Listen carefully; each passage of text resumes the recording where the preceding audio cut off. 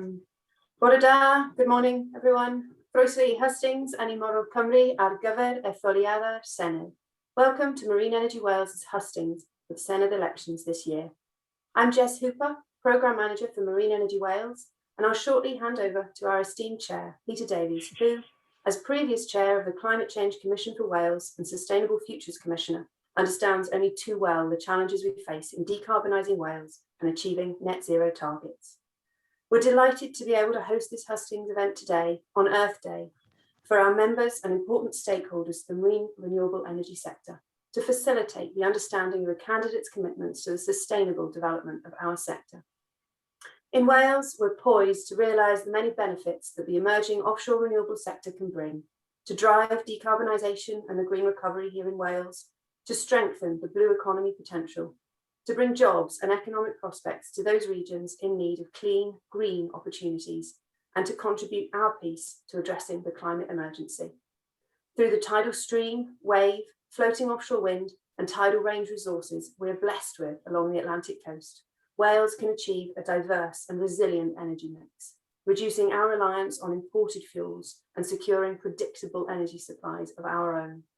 Furthermore, aligning our rich maritime and industrial heritage with 21st century needs could enable Wales to become a major exporter of marine renewable technologies and the associated knowledge, know-how and expertise, tapping into an ocean of wealth and opportunity that can be realised for Welsh people in Wales. There's no question about it, these opportunities are apparent and within reach, but there is still work to do. Emerging offshore renewable projects need sufficient investment, a streamlined consenting process, and adequate revenue support to reach their full potential and provide a key component of the blue economy's contribution to the green recovery. And we're keen to hear how our candidates intend to support this. Over to you, Peter. Diolch, Jess. Good morning, everybody. Bore da. I think you've heard there from Jess the importance of the sector.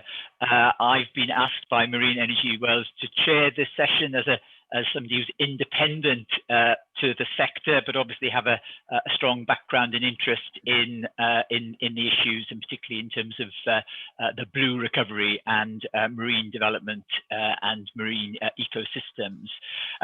Political support for this is going to be really important, so I'm delighted that we're joined by panellists this morning, and on the panel we've got Claire Griffith from Plaid Cymru, Charlie Evans from Welsh Conservatives, Helen Westhead from the Welsh Green Party, Eluned Morgan, who is not quite with us yet, I don't think, from the Labour Party, and Andrew Parkhurst from Welsh Liberal Democrats.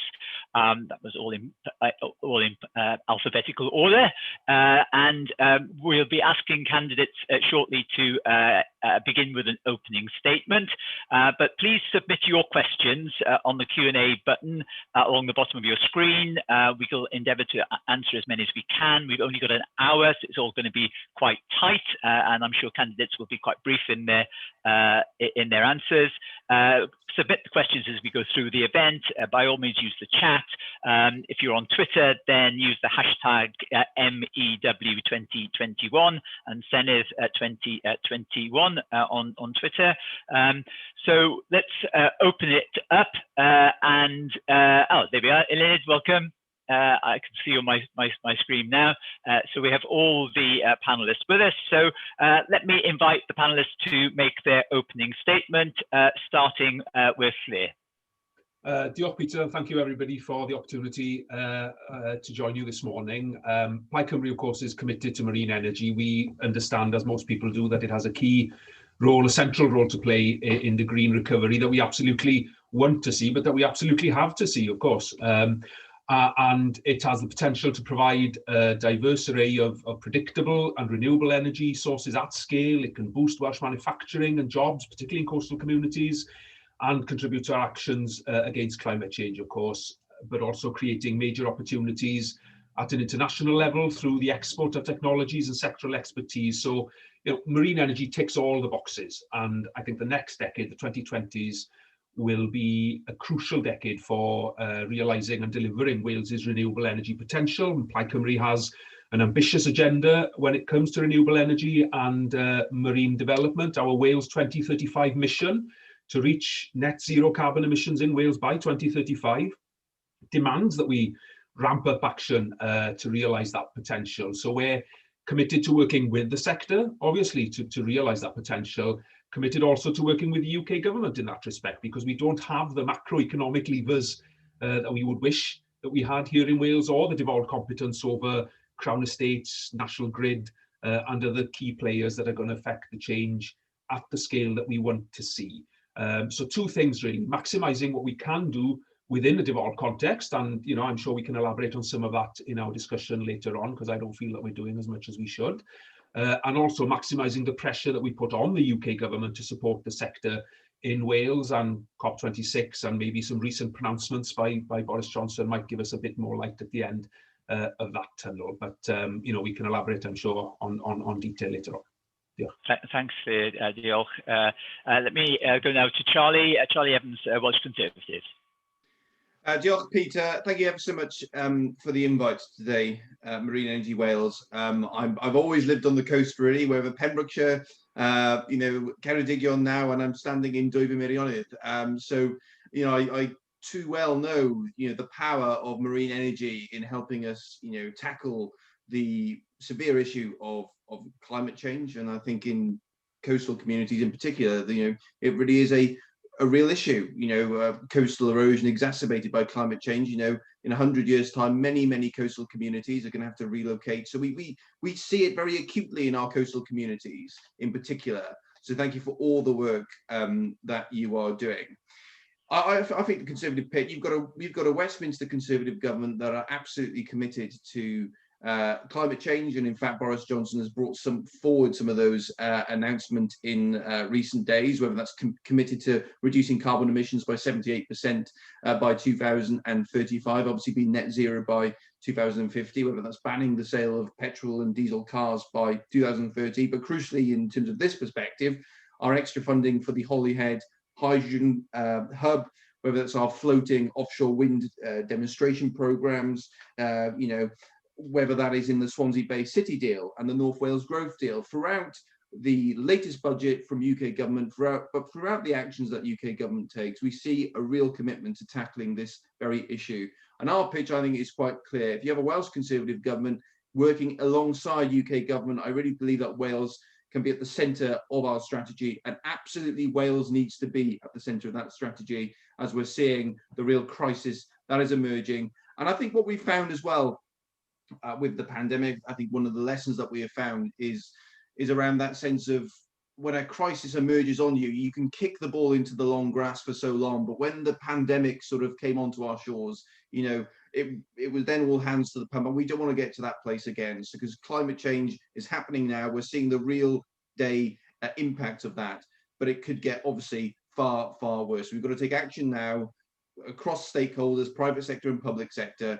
So yeah, let's get on with it, and looking forward to the rest of the meeting today. Thank you, Charlie. Let me move now to Helen. Helen Westhead, the Welsh Green Party. Yeah, thank you very much, and happy Earth Day. I can't think of a better way to celebrate it than talking about renewables, which is my passion, and hearing from you, the experts in the room on marine. The climate and nature emergencies sit at the heart of Wales Green Party policy. We're the only party that can credibly say that it's core to our ethos and sits across all of our policies. Our green transformation for Wales will create green energy economy and tens of thousands of new jobs. We'll support faster deployment of all forms of renewables at scale and pace necessary to address the climate emergency. And yes, it's ambitious. It's not business as usual, because the science of climate change demands action like we've never seen before. Specifically, our green transformation highlights the role of all emerging marine technologies.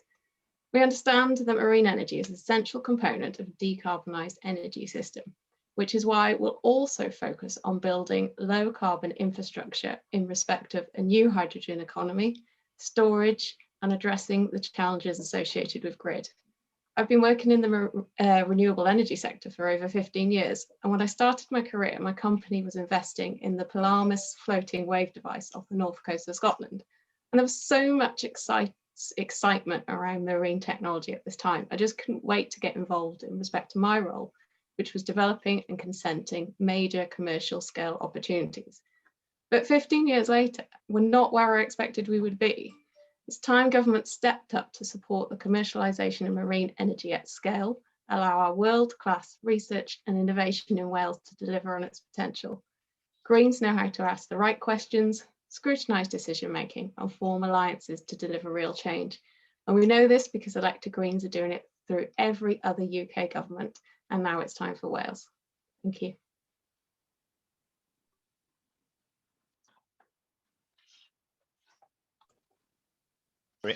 Sorry, I'm muted. That's a schoolboy error there. Now to Eluned Morgan, Welsh Labour. Well, diolch yn fawr a diolch am y gwahoddiad I ymuno gyda chi heddiw. Thanks for the invitation to join you today. Some of you will be aware that I spent time working in the renewable sector, and I was really proud, in particular, when the Welsh Government was the first Senedd in the world to declare a climate change emergency. We've also got a key principle, and that is to get to zero carbon by 2050. But if we are declaring these things, they've got to be meaningful. They can't just be statements. We've got to demonstrate how we're actually going to deliver that. And I remember very clearly when I was member of the European Parliament that there was a push to get more renewable energy from the UK. And there was this ambition to get to 25% electricity from renewables, and that was towards the end of the century. Well, here we are in Wales, we're at 50% of our electricity coming from renewables. So we have come a really long way already, but there's further we can go. And I'm really pleased to see that the Labour Party in Wales has really understood the power that marine technology could bring to really pushing that renewable plan in Wales.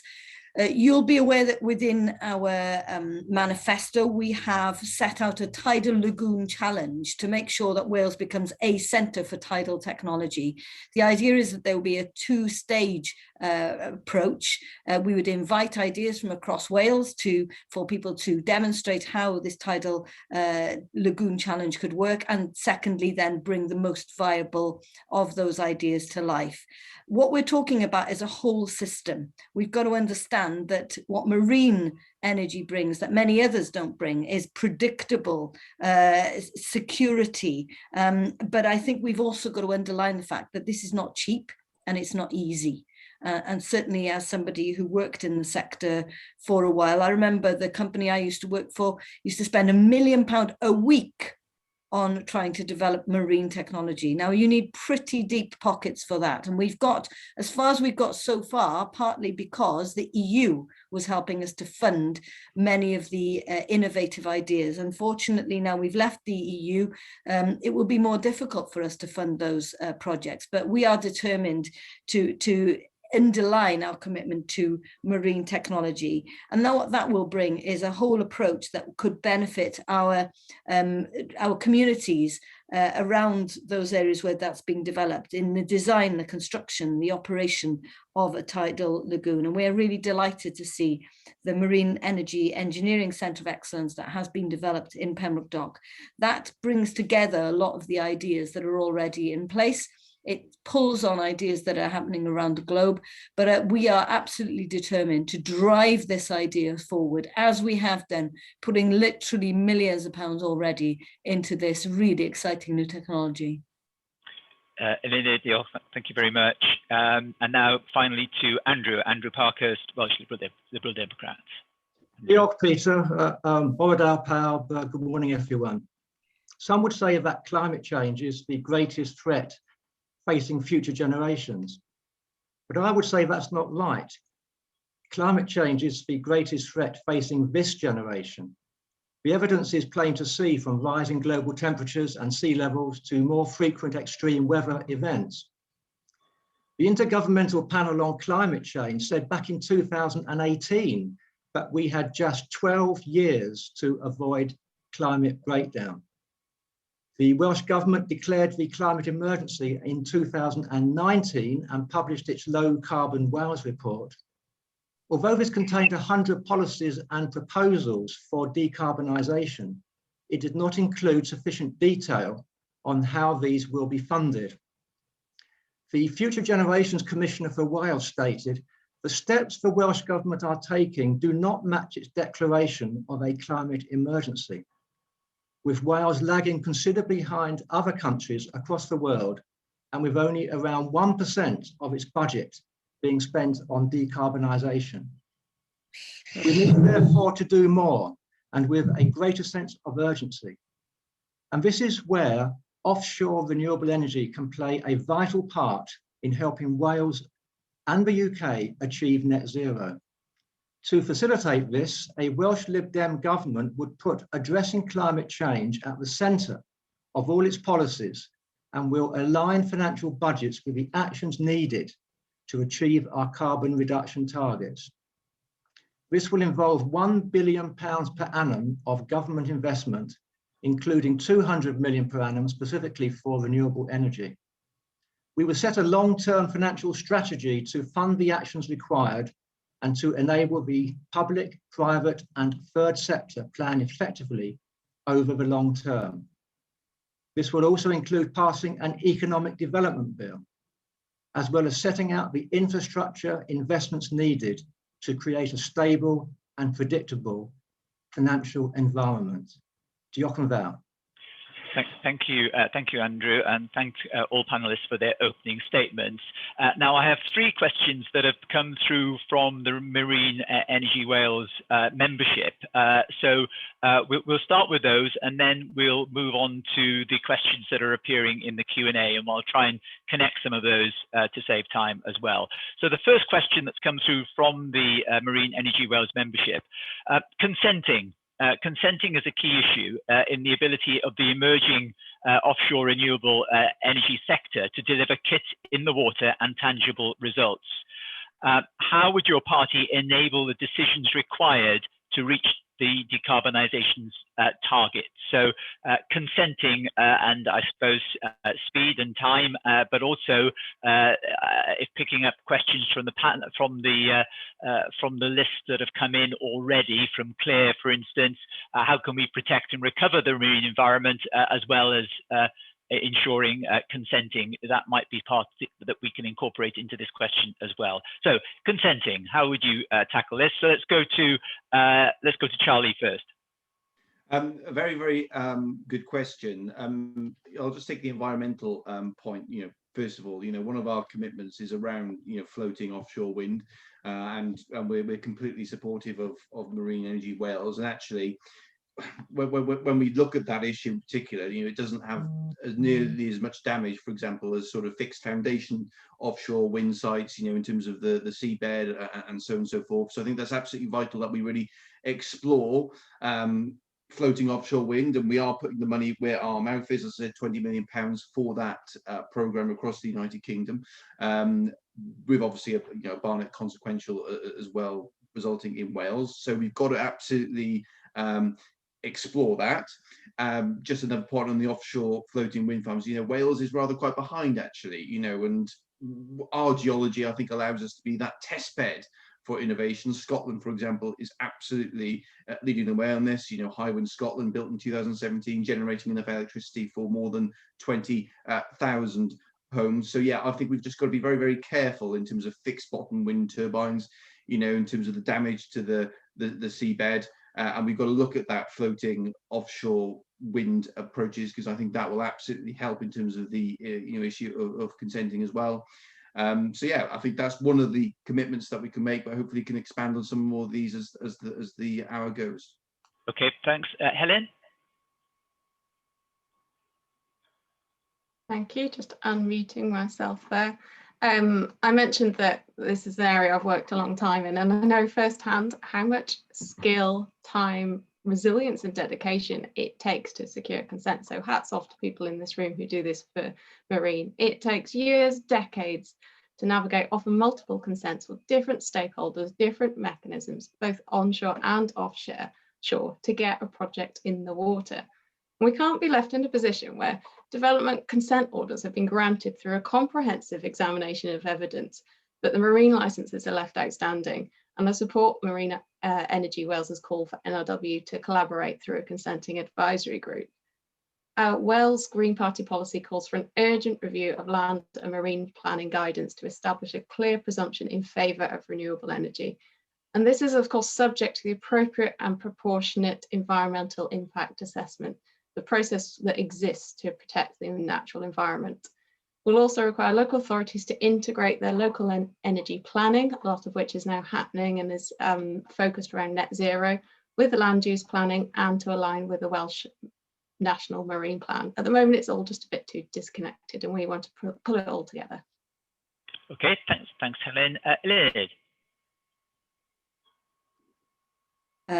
Diolch. Well, consenting in this space is really, really complicated, and there are so many different parts of the jigsaw that we have to bring together. And that's why I think that having a centre of expertise like we have based in Pembrokeshire has been terribly useful, because actually there is an understanding and an expertise there of what needs to come together and how people need to you can't get any of this done if one part of the jigsaw doesn't fall into place. So I think we could lean a lot more on organisations like that. I think we need to make sure that the relationship with the NRW is where it needs to be. I think we probably could do more to streamline the process, to speed up the process. But key also is making sure that the grid connections are correct. So there's no point in developing all this expertise if you can't then transport the electricity to where it's needed.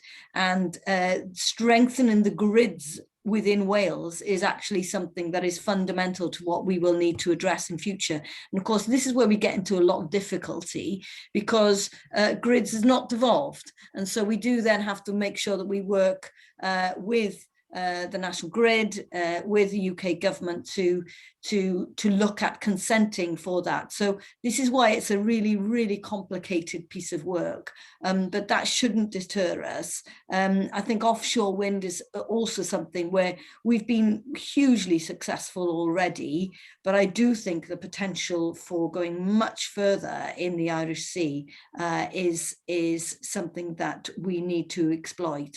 But I do think also that we need to get the balance right here. We're talking about extremely sensitive areas around our coastline, and we need to get the balance right. So what I wouldn't want to see is, in the rush to get any of this done, that we are doing damage to very sensitive ecosystems. So all of that needs to be taken into account. And I know that the people who work in this sector are particularly sensitive to that need to get that balance right. Okay, thanks, Senedd. Then Andrew, and then finally Claire. So Andrew. Yes, one of the key things we would do in government is to set out our vision for the future, and how promoting, supporting and enabling offshore renewable energy is a vital element in fulfilling our obligations and desire to address climate change in a way that is going to be truly transformational. So yes, we will fully engage with and bring together all relevant stakeholders, including obviously National Resources Wales, but environmental organisations, universities, for example, Bangor, which is a leader in the field of ocean sciences, and the marine energy industry, so that we have a common purpose in developing marine energy projects that will deliver what we want and need to achieve in a way that is environmentally sustainable. We will re-examine the powers around larger energy projects. We saw with the Swansea Bay tidal lagoon proposals how both the Senedd and local communities were keen for the project to proceed, but time and again Westminster has delayed this. We will also pursue the devolution of the Crown estate. Too often projects are held back because the necessary grid upgrades are out of step with their leasing rounds. So devolving this will help the more rapid deployment of marine energy projects. So we need more devolved powers, with more collaboration, with more projects in the water, gathering more data and obtaining more experience. And we need to upscale quickly to generate much more electricity if we are to meet our decarbonisation targets. And that is what we are resolved to do. And finally, Claire. Thank you, Peter. Yes, it is one of the big frustrations, isn't it, for the sector? We know that, and I think the sort of strategic advisory group approach is one where some of these issues could be worked through, but you know, there is a balance to be struck. Clearly, it's a climate and nature emergency, so we can't sort of you know, be reckless as much as we want to be ambitious and want to get going as quickly as we can. But you know, one of the key factors for me, of course, is the under-resourcing of natural resources Wales when it comes to marine licensing. They just don't have the capacity to be able to deliver in the timely way that we would want them to deliver. You know, there's a paucity of data. We need improved locational guidance. NRW has lost a third of its funding since it was established. And in the same time, of course, they've been given additional responsibilities, statutory responsibilities. So that's a wholly unsustainable trajectory, really. And no wonder that, you know, some of their services aren't being delivered as they should. It's a miracle that they're doing as well as they are in many respects. So, you know, that is a key area for us. Okay, thank you all on that. Let me move on to the next question, and I think you can see some of the questions coming through as well, and some of the points in chat that you might want to pick up on.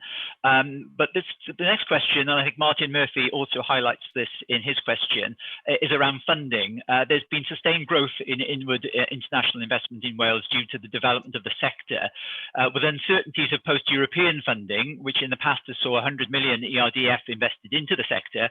What will your party do to ensure that investment is maintained to deliver this industry? And I think the first up would be Helen. Thank you.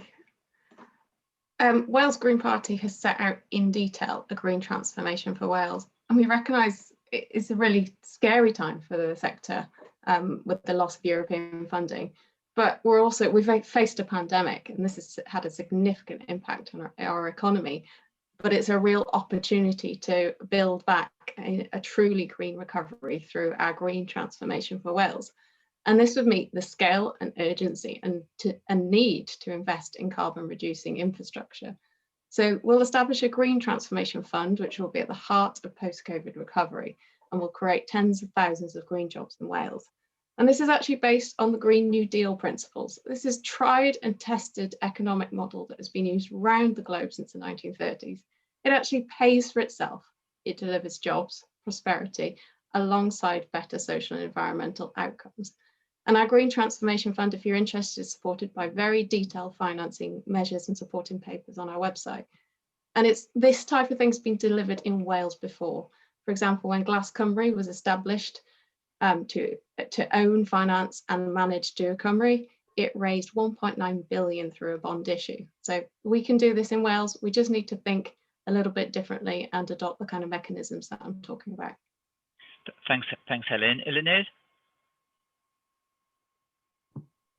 Diolch. Well, I think it's a real tragedy that you know, we'll be missing out on the funding that came through the EU, which was significant, and let's not underestimate how important that was in giving birth to this sector within Wales.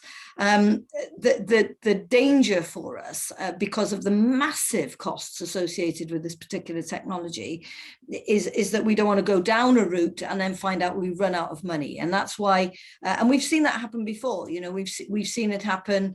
I know off the coast of St David's there was a particular project there which basically ran out of money, and you know, we'd already spent millions and millions of pounds on that, and that was partly financed by EU funding again. I think what is there are two key things. One is that we need to sell Wales as the place to come and do this innovative testing. You know, we have the second highest tidal range in the world. We have a unique system that exists around our coastline. I think key also will be the need for partnership. I'd love to think that we could raise that kind of money through the public sector and own these projects. Frankly, I think it's more realistic to think that we'd have to get a partnership with the private sector, both electricity and energy companies, and also with engineering companies. I think that's probably the way we're more likely to actually land a long-term growth in this space. Thanks, Eluned. And then we go to Claire. There we are, just unmuting myself. Well, look, we're proposing a £6 billion green economic stimulus, 4 billion of which would be for infrastructure, 2 billion for the foundational economy. And, we want to work with the Development Bank, for example, and seek permission from the Treasury for it to operate more fully as a bank so that it can borrow from pension funds to lend to public and private sector enterprises. We want to explore the green bond, of course, which is something that's been talked about for a long, long time, but we really need to see some movement on that front. We'll be charging the National Infrastructure Commission with working with the Future Generations Commissioner and the Development Bank for Wales to turn what is to be its State of the Nation report, which is to be published next month, I think, into a schedule of investable infrastructure projects. And I would hope that marine is a key part of that. But central to all of this in relation to energy is our proposal for Ynni Cymru, which is Welsh for Energy Wales. And that would be our energy project development company, which would be a state-backed enterprise, not dissimilar to Transport for Wales or the Development Bank for Wales itself, actually. And it would play a key role in working with the sector to develop energy projects, but also to attract investment for marine energy, working closely with Prosperity Wales, which is our economic development agency, the Development Bank for Wales, I mentioned, the National Infrastructure Commission, to help us unlock the potential that we have. Thanks, Lee. Andrew, I think I missed you out there. You should have been next. So let's come to Andrew now, and then finally to Charlie. Yeah, no problem, Peter. Wales should be and could be a world leader in offshore renewable energy production. So we need to ensure that offshore renewable energy is seen as a significant priority and receives at least the same level of funding through the UK Shared Prosperity Fund as it did from the EU structural funds. And crucially, for the Senedd to have control over how the funds are allocated in Wales. And also that research is not excluded. But we also need to recognise that investing in renewable energy is a fantastic opportunity, not only for Wales to become a world leader, but to bring quality jobs to our communities as part of a green recovery. I mentioned earlier how we would invest 1 billion a year to address climate change, but the key really is to unlock private and other public sector investment. We can do this by taking on the early risk in projects, which will help to reduce the cost of capital from strategic investors. We can use joint infrastructure funds. We can maybe transition public sector pension funds away from fossil fuel investment to renewable energy. And our economic development bill for Wales will underpin the long-term investment and provide certainty and stability. We will also support international collaboration, for example, through the new International Learning Exchange, which will help to strengthen institutional links. And we will implement the recommendations of the Reid Review to promote research in Wales, as Welsh research has benefited hugely from EU funding and attracts less private investment than other UK nations. Thanks, Andrew. Finally to Charlie. Look, a very, very good question. In terms of the European Union funding point, what I would say, this is about priorities. Ultimately, that is Welsh and British taxpayers' money that was, obviously contributing to the European Union pot. And obviously, we were net contributors in terms of the European Union. So actually, there's no reason why funding should be cut. We as the Welsh Conservatives will help Wales access the £4.8 billion UK levelling up funding. We think that's absolutely vital. We'll have £150 million Wales Marine Energy Investment Fund.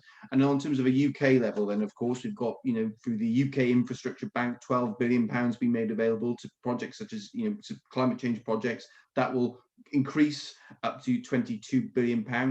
And then, of course, we've got the £15 billion as well on the UK level for green bonds as well. So there's plenty of things that we are doing already. And obviously, on a Welsh level, he's made a few of those specific commitments as well. And I think it's just important to know if Wales's marine energy sector is world leading, whether that's Pembroke Dock, Milford Haven, Holyhead, Flintshire, and it's absolutely vital that we continue to attract. And this is about the private sector being in partnership with government and public sector, of course, Welsh government and UK government. I think that has come through loud and clear here, is that issue of partnership, because this does require partnership, and I think that's absolutely vital. So those are just some of the funding allocations that we're going to put in place to continue that, to make sure that Wales is continuing to be world leading in this. And as I said earlier, the Swansea-based City deal will extend to the likes of Pembroke Dock to develop that. So yeah, we're really quite excited for the future as Welsh Conservatives, and we'll continue to back it as we have done at UK government level. We'll do that in Wales as well. And our investment in ports as well. Ports have an absolutely huge role to play in leading the fight in marine energy. And we've been quite disappointed that the Welsh Labour government haven't committed to that free port or in Holyhead. So and that has a huge opportunity as well to develop the marine energy sector as well. We are unequivocal as the Welsh Conservatives. If we form the next government, we will have that free port in Holyhead. We believe in free ports. It's one of the many benefits of Brexit, actually, that we're able to develop these free ports. So yeah, we absolutely back them 100% of the way. Thank you, Charlie. Right, well, the final question from the Marine Energy Wales membership, and it's also picked up in the questions from, I think, Steve Edwards and also Cyril Griffiths in the questions, which is really around, it's picking up the point about ports, actually, in part, and the importance about infrastructure and also supply chain and ensuring benefits to Welsh businesses and Welsh communities from this investment. So just to look at the question, how will you support in enabling ports, Welsh businesses and the renewable energy sector in developing the infrastructure and supply chain needed for the industry to succeed? So we'll go to Eluned first. Diolch. Well, it's clear that what we have, once again, is these natural benefits that where we have some key ports in key locations where it's exactly where we need these developments to happen. So if you think about Milford Haven, you think about Anglesey, you think about Swansea, you think about Port Talbot, all of those places are places where potentially we could see this develop. And so we've got that natural advantage to begin with. What is key as far as I'm concerned is that we make sure that we skill up for the opportunities here. So we need to make sure that we're working with our local colleges, our local universities, to make sure that people are prepared and possibly to use some of those transferable skills, the engineering skills that, for example, are so prevalent in many of our steelworks and places like that. I think some of those can be transferred. Ideally, what we need to see is the manufacturing base to follow behind the innovation. Now, we're actually quite a long way from that at the moment, if we're honest. We need to make sure that these demonstrations work well. And once we've got to that point, we need to skill up very, very quickly. I think there are real opportunities here. I think some of our universities are already ahead of the game in this space. And we need to make sure that they collaborate and work in the way that they are. For example, in South Pembrokeshire, I know that the relationship between Swansea University and the developments that are happening in South Pembrokeshire are absolutely key, and making sure that we can exploit those when the time is right is crucial. Thanks, Eluned. Andrew? Yeah, thank you. Welsh ports are at a real risk of being left behind. Holyhead and Fishguard are already losing a lot of freight business, with Wales no longer being in the single market and customs union. But free ports are not the answer, unless the intention is to move manufacturing away from one part of the country to another without creating any additional jobs, or to increase the risk of money laundering and tax evasion, hiding assets and avoiding scrutiny.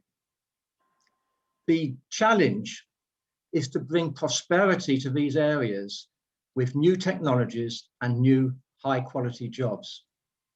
So we see Holyhead becoming a centre of excellence for renewable energy and hydrogen production, creating new long-term jobs and opportunities for local businesses, and making Port Talbot a leading manufacturing and port hub for floating offshore wind in Wales.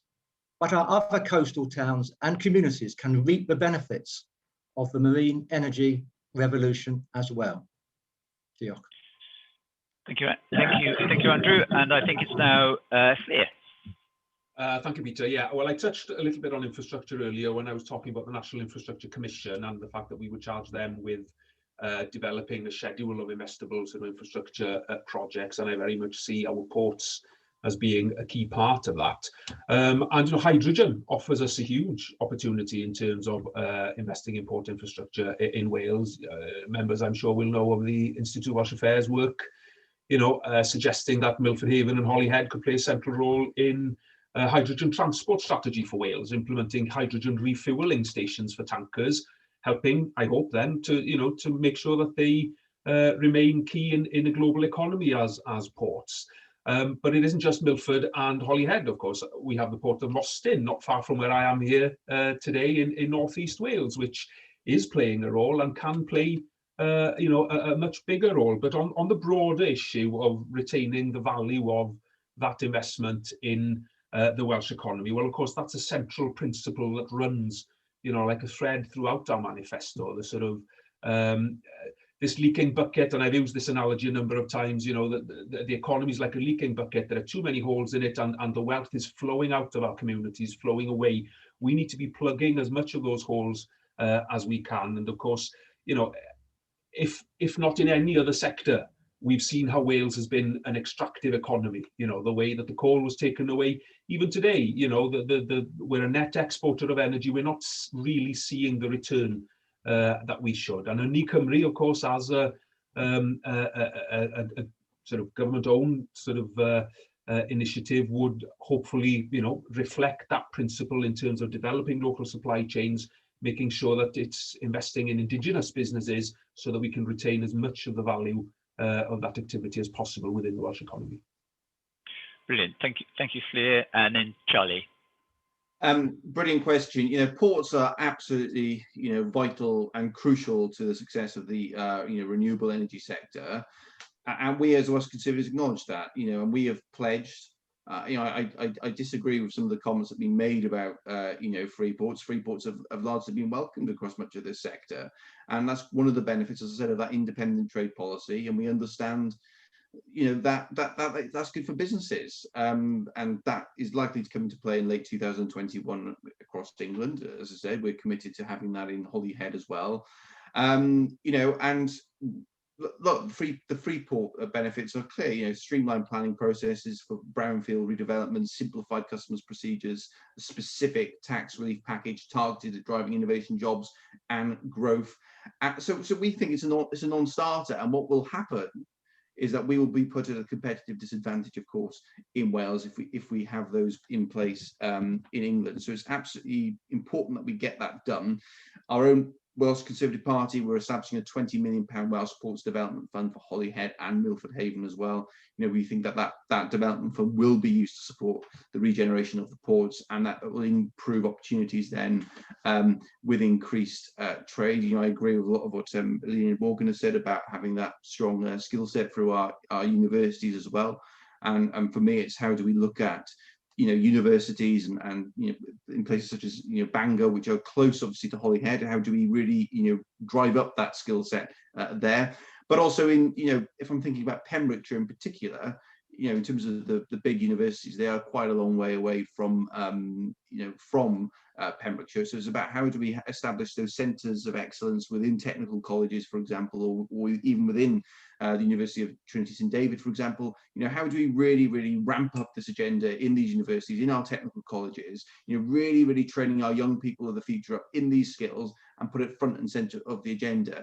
When I was living in Pembrokeshire, in terms of, it was brought up there was a real sense of detachment actually from all the work that was being done in the ports, all the work that was being done in marine energy, despite me being living in Pembroke, and it was on my doorstep. So how do we connect as well the work of the ports, the absolutely value that they have, the value of the marine energy sector into our schools, into our colleges, into our sixth forms, to really teach the value of ports in our local education system as well, and really inspire people to go into this sector.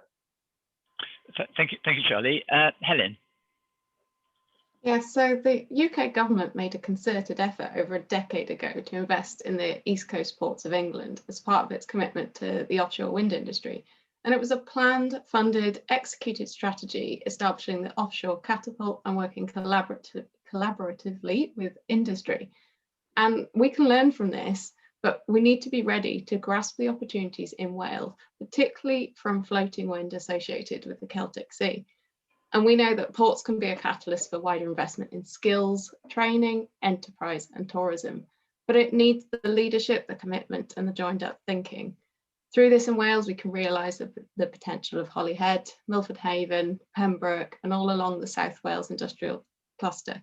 If you think of two examples, taking Anglesey Energy Island Programme, which hosts the Morley's demonstrator zone and has started to grasp hydrogen, and also the Milford Haven Energy Kingdom project, both have quite different circumstances and associated opportunities, but they do have similar challenges such as connections.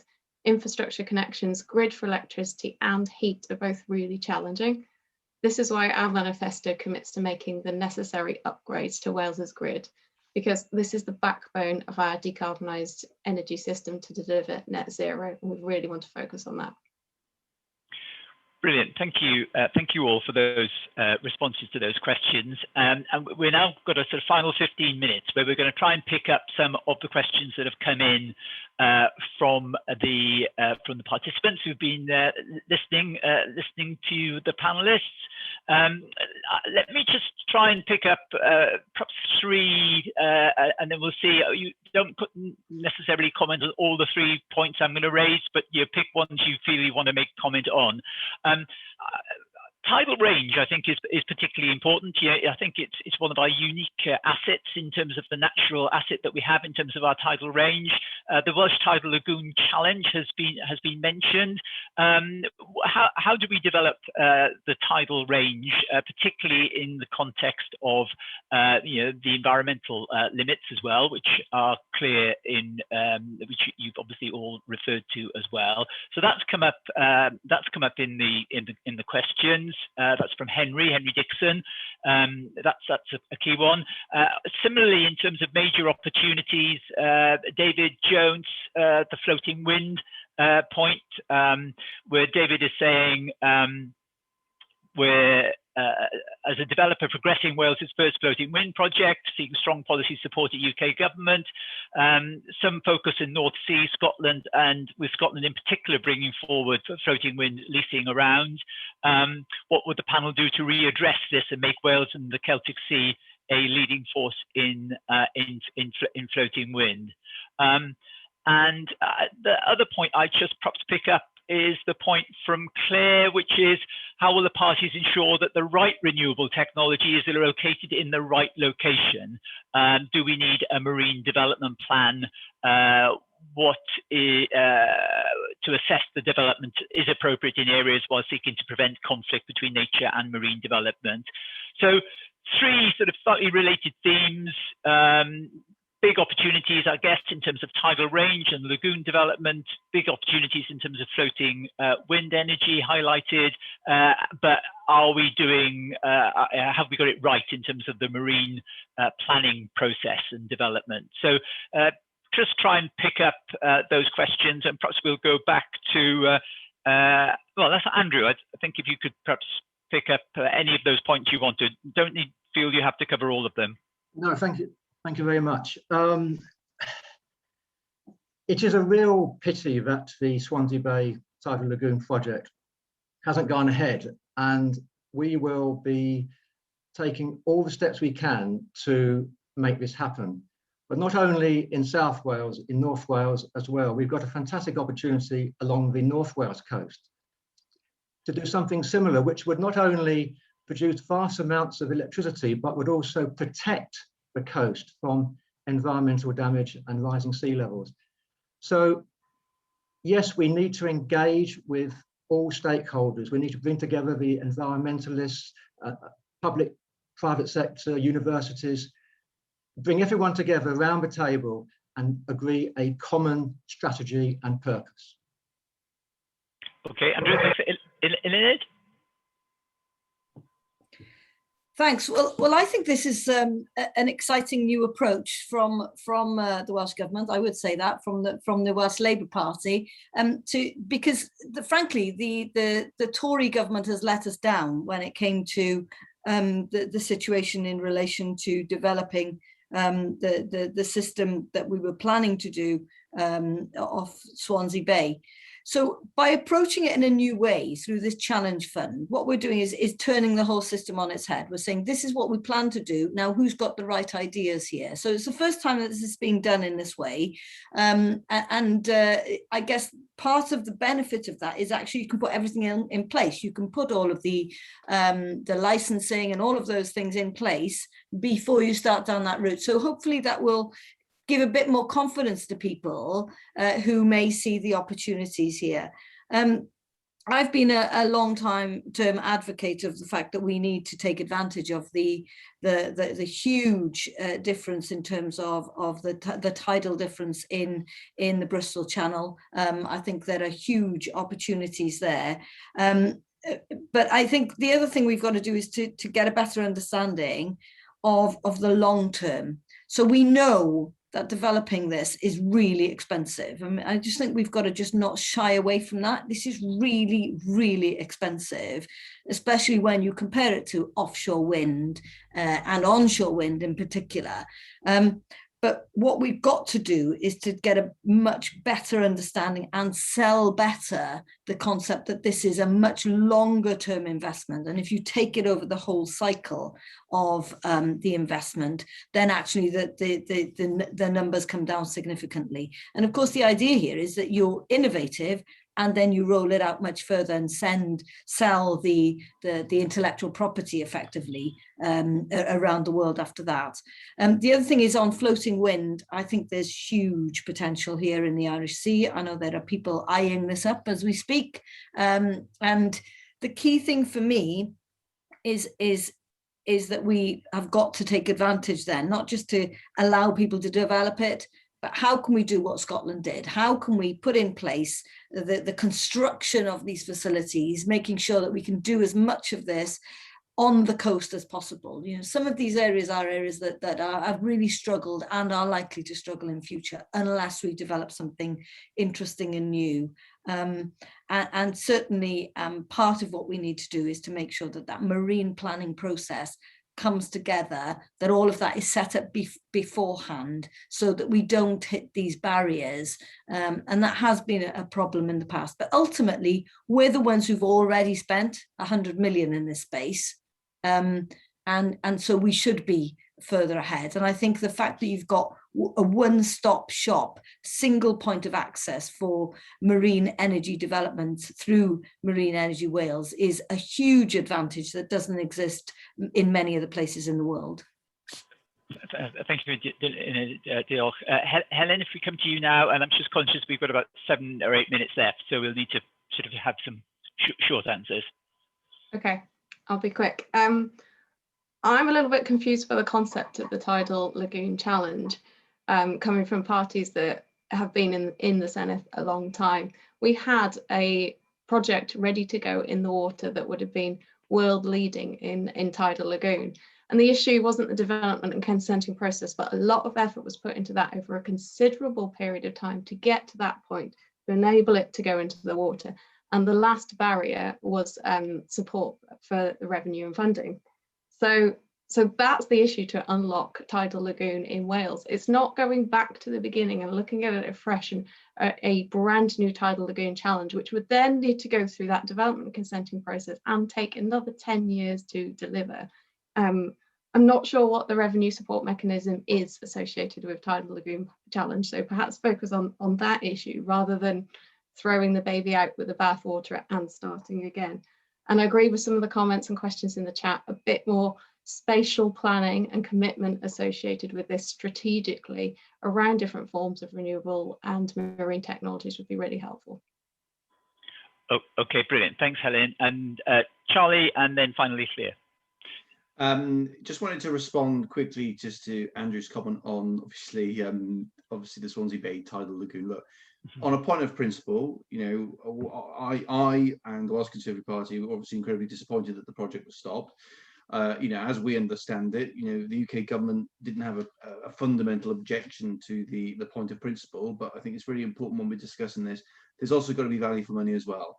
And the analysts went back to UK government. They said that by 2050, the same proposal that could have been done through an electricity mix of offshore and nuclear, once all the costs were taken into consideration, could cost up to £20 billion. So that it's not a case of Swansea Bay tidal lagoon project is completely off the table.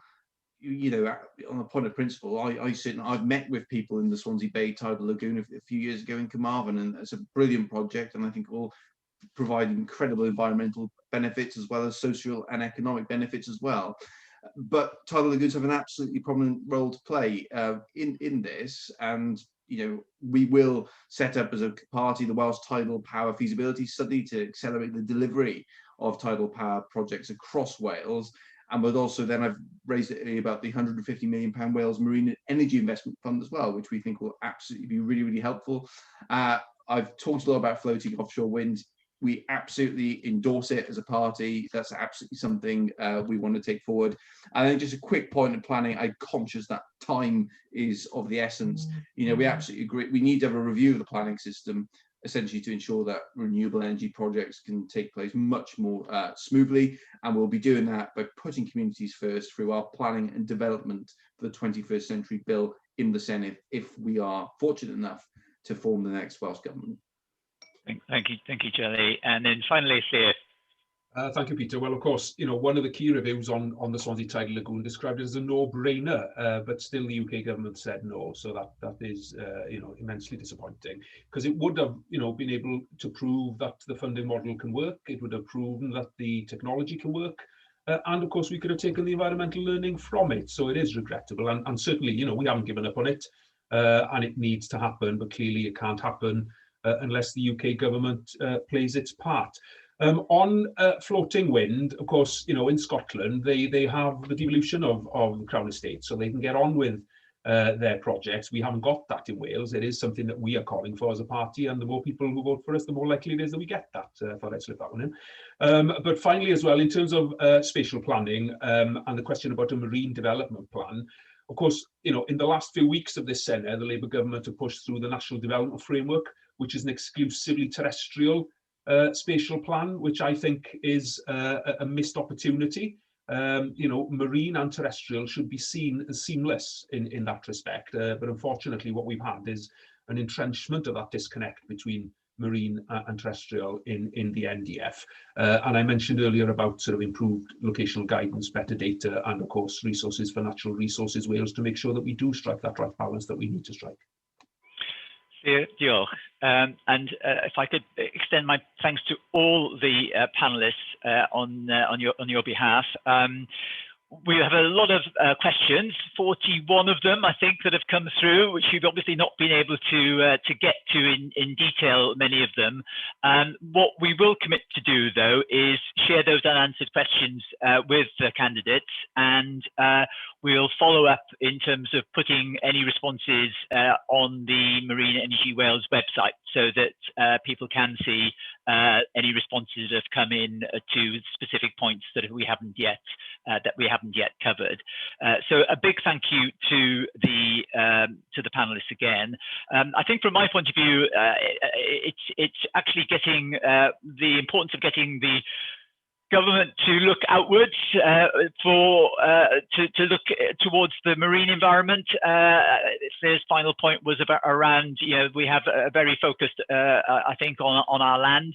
I think there's a lot of stakeholders out there, part of this session today, who are conscious of the fact that we need to be more outward looking in terms of looking out to the sea and out to the marine environment. It's a huge asset in terms of our tourism industry, in terms of the marine environment itself, in terms of overall well-being, and of course the marine energy issue that we've just touched on. So I think the political will to focus on the marine environment as part of Wales, and not just the land environment as part of Wales, is what we're looking for from the next government. And it's been good to hear all of your commitments to that today. Wish you well on behalf of all of us. us in the rest of the campaign, and look forward to working with the new government when it emerges later in May. We just want to go back to the Marine Energy Wales team to say if there's any final words from Jess or Manon. Thank you for putting this together. It's been a really informative session, and actually I should say to the candidates, thank you very much for being precise and brief in your answers as well, because we got through quite a lot in an hour. So Jess or Manon, do you want to You said everything I was going to say, Peter. I was just going to extend the compliment to everybody. Thank you very much for remaining concise throughout. I think we've had a very constructive discussion there. And as Peter says, we will bring the additional questions to you. So if there are any further points that you'd like to make, we'll be able to publish those on our website. Thank you also to everybody who's participated today and posted questions. It's much appreciated. Thank you all. Yeah, thank you all, Diolch. Have a good rest of the day. Thank you very much.